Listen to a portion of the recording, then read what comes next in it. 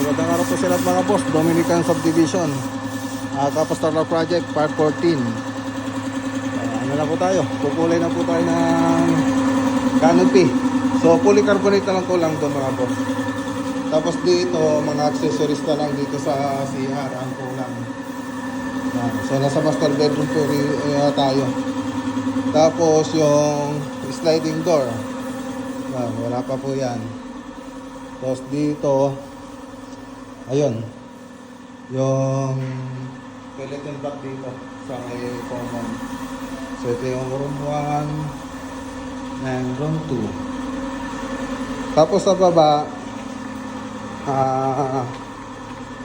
nagawa na po natin yung mga security grills para sa mga bintana natin.